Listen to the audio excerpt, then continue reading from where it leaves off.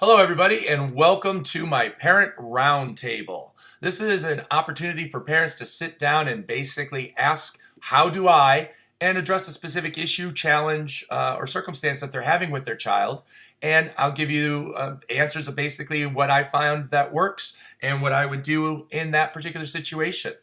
Now, if you haven't attended one of these seminars before, my name is Denny Strecker. My title is Shihan, and Shihan means master teacher.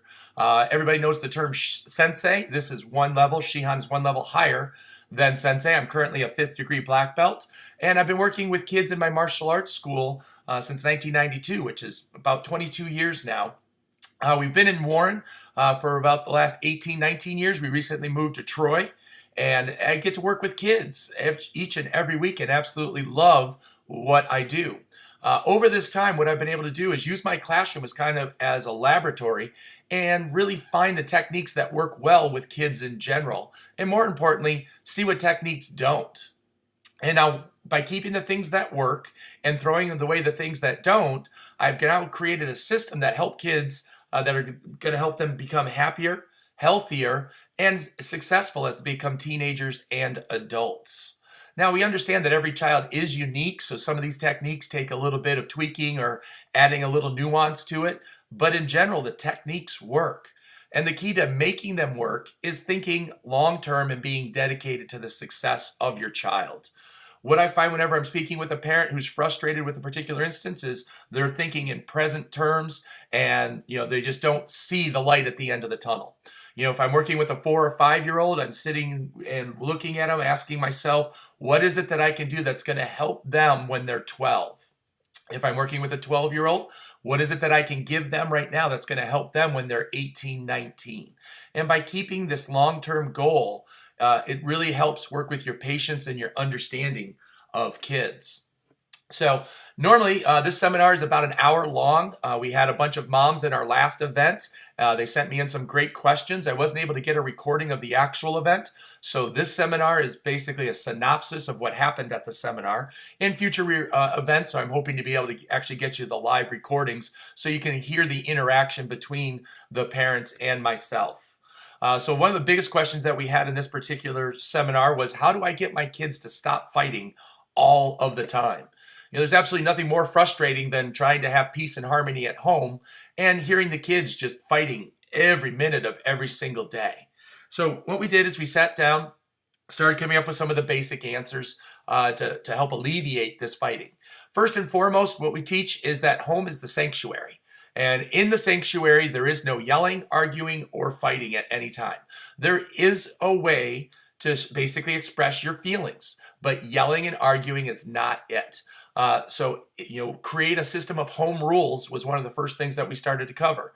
And the very first rule is there's no yelling in the house.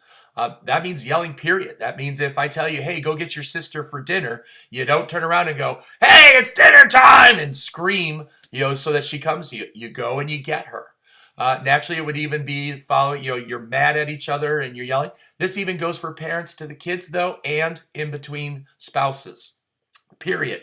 No yelling in the house, right? So this is a place where we go to be safe, be relaxed, and so we do our best to keep that. Naturally, it's not going to be 100% of the time, but it's what we strive for. So by creating consequences for the yelling and arguing ahead of time, you'll help eliminate it when it actually starts to happen. The second issue we started dealing with arguing is the tattletales. Teaching the kids about tattletales. I do school talks, and this has been a very popular subject all this year that teachers have asked me to come in and talk about. And basically, tattletaling is you're telling on your friend or sibling to get them into trouble. And basically, that's not cool. There's a big difference between they're doing something dangerous or just downright wrong, and you're helping keep the family safe, and you're just trying to get your brother or sister in trouble. And so by teaching those differences, and again, what we do is we create a consequence. Somebody comes to me and says, hey, this person, yelled at me or told me they don't want to be my friend or won't play with me, or popular topics that I've been hearing in school classrooms. I'll look at them and I say, well, are you tattling to get them in trouble, or are you really worried about this? And it gives the child really an opportunity to understand the difference And more often than not, they don't really worry about what the problem is. They were just hoping that that person would get in trouble. So by eliminating tattletaling, we're going to reduce the arguing and yelling that happens in the house. The other question that came in from the moms during the event was, well, what is it that happens if I don't see it? So your son comes up and says, my brother hit me. And the brother says, no, I didn't. Yes, you did. No, I didn't. And this turns just into he said, she said syndromes, or yes, you did. No, you didn't. And so what we do at that point is we eliminate all the arguing and all the arguing and fighting. You basically have one opportunity. I'm going to look at the person that came first and said, did your brother hit you? They say yes. You look at the brother. Did you hit them? No. Okay, well, I don't know who's telling the truth, so you're both going to get the consequence. And after you do this a couple of times, the kids really start to understand that it doesn't matter who started it. It doesn't matter who did what when, right? As the parent, you're going to put an end to it, right? Hitting, arguing, fighting, not acceptable in any fashion at any time. And so by simply not worrying about the details of the argument and fight, you'd be able to eliminate all sorts of drama in the process by simply saying it's not acceptable. And if it happens, there's going to be this consequence. You cut through all the drama and you help reduce that issue in the household. The second question that came up a lot from the moms in this seminar was, how do I deal with disrespectful behavior? And again, a lot of times we as adults expect a particular behavior from kids, but if we don't teach it to them, they're really not going to understand or know the difference that this is okay and this isn't. So we spent quite a bit of time talking specifically about not responding or being ignored whenever you're talking to your child. We all know how frustrating and irritating it is when you're talking to your child and they choose to ignore you. So that is just plain not acceptable, and that becomes one of the house rules, right? If I'm speaking, you will listen, right? And at that point, at the same time, you're going to speak to them in a respectful manner, right? You're not going to yell or scream at them, so that way you're modeling the behavior that it is that you want. Now, to help you with this process, one of the first things that we require whenever I'm speaking with you is you need to be looking at me, right? Have them look at you before you start the process, and you're going to already increase the results or the chances of them listening and hearing exactly what it is that you say. Big one these days, they have to turn off any and all electronics so that they can actually listen. If they have their headphones on, they need to take the headphones out. Saying that the music is off is not acceptable. Take the headphones off, or take the earbuds out of your ears. Stop the video game, set it down. Turn off the TV. Whatever the electronic is, it needs to be turned off, not just paused, but turned off and set down so that they can look at you and you guys can actually have a conversation. Once you're done, whatever it is that you are asking them to do, have them repeat it back to you. Right? So step by step, what is it that I asked you to do? And if there's any steps that were missed, right, then you can fix them at that point so that there's not a problem. Right? So once again, there's a big difference between hearing and listening. And we spend a lot of time teaching the kids this in the karate school. Right? I hear you is using your ears. I'm listening to you is using my ears and my brain. We want to get the kids away from just hearing, and they want to get them into that listening mode. So by having them repeat back what it is that you said, right, that way you're going to know exactly what they heard, what they didn't hear, and eliminate any of those issues or challenges. The next part we spent quite a bit of time on in this seminar was, it was all moms in this particular instance, and pretty much each of them talked about they feel guilty about disciplining their child. Right? And I understand that. There's a desire that you want your child to like you. And sometimes that gets confused with having your child love you. Right? As a parent, as a mom, you've nurtured, this little being for 9 months in your body, and now for however many years old they are. And it naturally pulls at your heartstrings whenever you have to discipline or even punish them. I understand and I get where that comes from, but there's a big difference between liking, you're having your child like you, and having your child love you. So if your child likes you, to me, that's a bonus. At the same time, we talk quite a bit. If there's times that your child is not mad at you for being a parent, then in my opinion, you're not doing it right. If they go along with everything you say and they never resist at anything, then I don't think you've got strict enough rules. And that's just my personal opinion. But pretty consistently, that's what we've been able to see when talking with people. Kids like rules. They like structure. At times, they're going to test those, but generally that's going to come from inconsistency. So if one time you say this, but another time you say that, the kids don't know what the rule is. And so feeling guilty can happen if you're not thinking going back to that long-term process, right? I'm going to discipline you now. So we say short-term pain for long-term gain.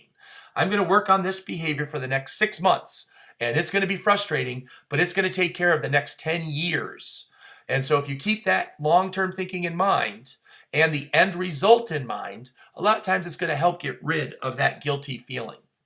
So when I was talking to the moms, the number one thing was to remove the emotion from discipline, right? Now there's a time for emotion, and that's when you're nurturing and when you're with your family, and any time other than discipline. When it's time to discipline, there cannot be emotion.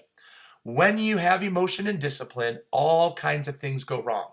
Number one, you tend to shoot from the hip.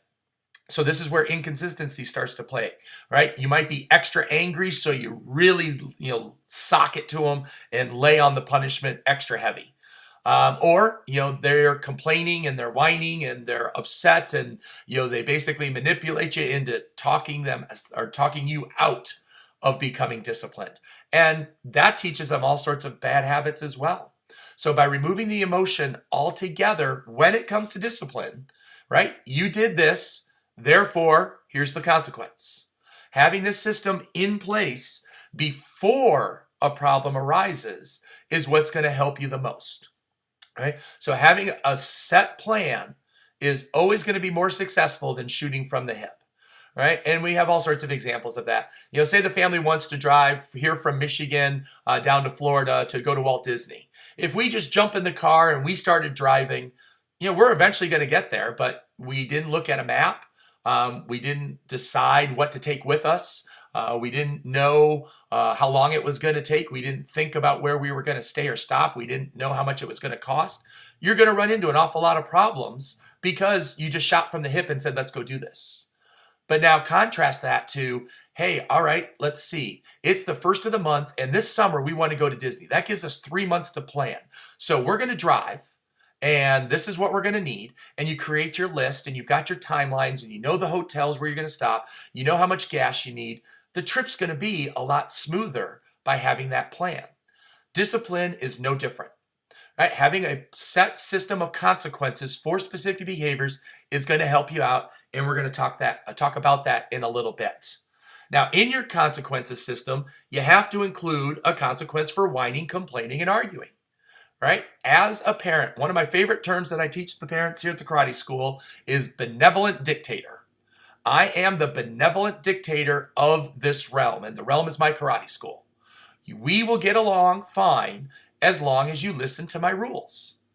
And once I've made a rule, your job is to follow it. The conversation is over once a decision has been made.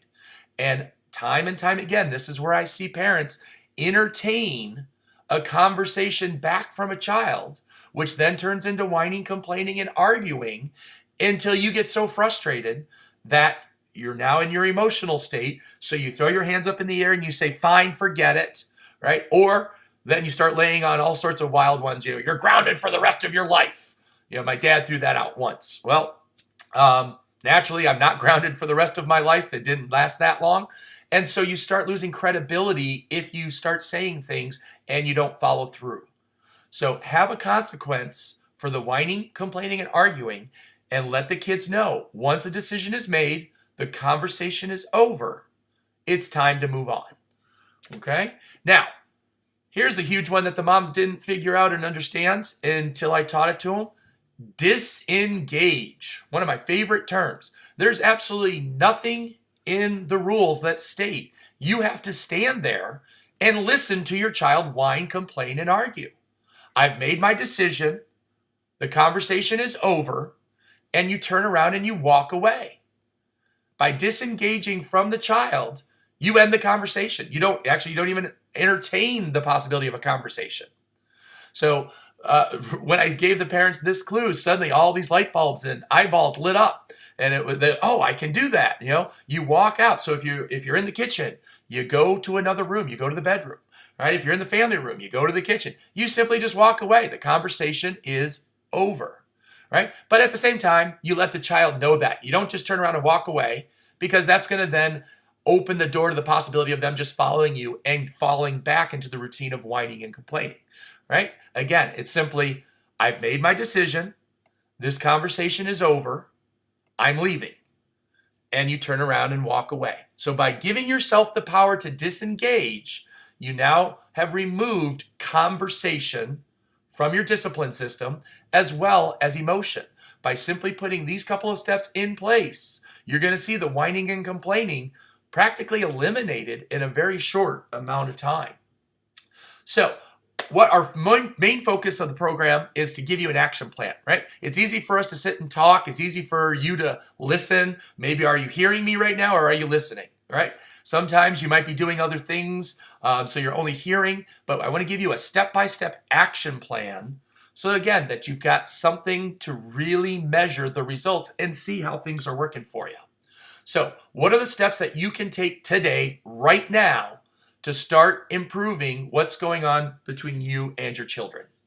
First and foremost, you have to decide that you want to change, right? Until you make the decision that I don't like the way things are, nothing's going to change, right? So at that point, you have to really decide and mean that decision. You can say it, right? Every parent can sit there and say, yeah, I wish my kid was more respectful, and then not do anything about it, right? You have to actually make that decision that you want a change to happen. So once you've made that decision, you now have to meet with your spouse, if that's applicable for your situation, to discuss the program. Make sure that they're on board too. Make sure you're both on the same page. Time and time again, we see that undermining effect. If you're thinking one thing, parents will come to me, for example, and they'll say, well, my husband thinks I'm too strict. Or the opposite, my husband thinks that I'm too soft on the kids. And if you have two different opinions and mindsets of discipline, you're going to run into struggles. The example I used in the seminar was riding my bike to Meijer. When I was young, the Meijer store was about 3 or 4 miles down the road. It was a very busy road, but there were sidewalks. But Meijer had an arcade. And at that time, I lived for video games, pretty much like kids do today, but I couldn't pull them out of my pocket. I had to drive bike or walk the 3 or 4 miles. I had to have all the quarters in order to play the game. So what would happen is, if I asked my mom would generally say no, because she was worried that I'd get hit by a car. If I asked my dad would say, sure, sounds good. He wants me to be free and to grow up and do the things that I want to do. So if I know that there's that discrepancy between my parents, who am I going to ask when I want to go to Meijer? Naturally, I'm going to ask my dad. The odds are he's going to say yes. But here's where it can get even muddier and worse. Say I do ask mom. Mom, is it okay if I go to Meijer? No, I don't want you to go. That's too far. You can't bike that far. Then I go to the other room. Dad, is it okay if I go to Meijer? Sure, that sounds great. Well, now there's a whole nother issue. Right? So if you and your spouse aren't on the same page, you don't make decisions together, your kids are going to find the gaps, and that creates a problem for you and your spouse. Now, this can work with grandparents as well. So when we say spouse, it's kind of even more general term. Any other, it could be a significant other, a boyfriend, a girlfriend, a stepdad, stepmom, grandparents, babysitter, right? Make sure everybody's on the same page with how this discipline system works. Because once the kids, going back to that example, if mom says no and dad says yes, all I have to do is say, Dad said I could. And at that point, I've got deniability. I'm not in trouble. Dad said I could. Right? But now at the same time, we've created the problem because I asked mom first. So another trait that skill, technique, or trait that I teach the parents is called trust, but always verify. And parents will do this to a degree, but we really want to take it to the next step, right? I go to mom, Mom, may I take my, can I go to Meijer? Well, see what your dad says, right? Then I go to dad and I say, Dad, is it okay if I go? He says yes. All right, well, then we're okay. I can go. Earlier, like we said, hey, Mom, can I go to Meijer? No, absolutely not. I don't want you to go. It's too far. Dad, can I go to Meijer? Well, ask your mom. See what she says. Here's what happens. Well, Mom said I could. Oh, well, if Mom said you could, then that's okay. Go ahead. So the step that's missing is Dad should go back to Mom, right? Honey, sugar, spouse, whatever you call her, whatever nickname, anything. Is it okay? Did you say that little Jimmy here can go to Meijer? Oh, no, I said absolutely not. Oh, well, now we've got a whole nother issue because at this point, we've caught the child in a lie, right? And they were already told no. So at this point, they're absolutely not going. And you can show them that you and Mom are on the same page. You and your spouse are on the same page. And you're going to not stand for this type of shenanigans, gameplay, manipulation, whatever adjective you want to put in, that, hey, this isn't going to work because I'm going to always verify what's supposed to happen. All right? Now, once you've met with your spouse, you've discussed it, you've decided you're both on the same page, you both want a change, and you know what that change is, now it's time to create your system of rules and consequences. The best time is when there are no stresses or arguments going on in the house. Again, don't shoot from the hip. Create a plan. All right? Your bedtime is 8 o'clock. If you're not in bed by 8 o'clock, this is what's going to happen. And this is where you have some freedom. As long as you and your spouse agree on what the rules are, then they pretty much can be whatever they want. For example, talking to the moms, some of the examples might be if you're not in bed by 8 o'clock, you go to bed 15 minutes early the night before. Or I'm sorry, that'd be silly, the night before, the next night. And so, whatever the currency is, maybe they lose an electronic. Maybe they don't get to have a sleepover. Maybe they don't get to go to a friend's house. Doesn't really matter what the consequence is. What matters is that it's written out straight ahead. And you go through all of the rules that you want in the house. There's no yelling in the house.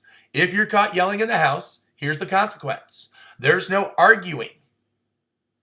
Right? And now, another thing that one of the moms asked is we get into wordplay. And I cut wordplay off right at the knees. And what we mean by wordplay is I said there's no fighting with your brother, so knock it off. Well, I wasn't fighting, we were arguing. Arguing is fighting, right? Well, we weren't arguing, we were just debating seriously, right? Whatever word you want to call it, it all falls under fighting and it's not acceptable. And at that point, when I'm talking to a child, there's the benevolent dictator. I'm telling you the rule. It's not open to interpretation. Only person who gets to interpretate is the dictator. And again, in a household with your spouse, you both play that role. And that was another question. Let me take a step back. When you create your discipline system, sometimes one parent will be in charge of discipline and only one parent. And if that works for you, that's great. Then all rules are done through them. So in one of the situations we had in the seminar, the mom was asking, well, my husband is the disciplinarian. He takes care of all the rules. So what do I do when he's not there? Well, the benevolent dictator gets to say whoever's in charge when they're not there. That's one of your rules, right? So if that's the case in my situation, I would say, right, these are my rules. This is how it's going to work. If I'm not here, then mom is in charge. And mom has all of the rights and rules and regulations that I have. So we would be equal at that point. And again, you can present it in any fashion you want, whatever you're comfortable with. But the idea is that it is all figured out and planned out ahead of time. So have your rules and your consequences in place. If you break this rule, or here's the rule, if you break it, here's the consequence. And you just write this out until you think you've got every rule possible. Now, the best part is this is a living, breathing thing. You don't have to be done with just one sit down, right? You can create your rules and then you can figure out, hey, you know what? This one's really not working for us. We're going to change it. Or, oh, hey, we missed this rule. Start adding it in. It's an ongoing process. This is never a one and done type of thing. So now that you've got your list, you've got your consequences and your rules put together, you and your spouse are on the same page, you've both decided that you want to have change. Well, now it's time to tell the kids what the heck's going on. So one of the things, again, I talk to my parents a lot about is having a family meeting. I encourage having weekly family meetings so that everybody knows what's going on, everybody knows what's coming up, and everybody knows what's expected of them as their role and their part in the family. So if you're not doing that, you can take a look at it. I encourage it strongly. If you're not really sure how to get it started or what to do, I can spend a whole nother seminar on that. I'd be happy to explain that at a different time. But basically, you tell the kids, hey, Saturday, 1 o'clock in the family room, we're going to be having a family meeting. We're going to be talking about some of the things that we want to start doing as a family. And there are going to be some rules, and we're going to be talking about the consequences so that you are somewhat prepared for what's going to happen. The worst thing you can do is not prepare the kids for this conversation. And you simply say, all right, guys, you know what? Come here. Things are going to change, and that's it starting right now. You've already put this in such a negative connotation that the kids are going to hate everything about it, and they're going to fight you every single step of the way. Not to say that they're not going to by telling them ahead of time, but at least it gives them the opportunity to start sinking in, right? So when I say Saturday, I'm thinking in my mind that it's Monday or Tuesday. And you just in a nonchalant way, hey, we're going to have a family meeting, and we're going to be talking about some of the things that we're going to be doing here as a family, and there's going to be some new rules that we're going to discuss, right? So Saturday, 12 o'clock in the family room, right? Look forward to speaking to you. And you move on about your day, and you go about it, and you don't really worry about it from there. All right, well, it's time for the family meeting. Everybody's shown up. Everybody's there. So now it's time to sit down. And first and foremost, you want to explain the goals, right? If you just sit down, lay out your piece of paper and say, here are the rules, right away, the kids are going to go back into shock and start resisting.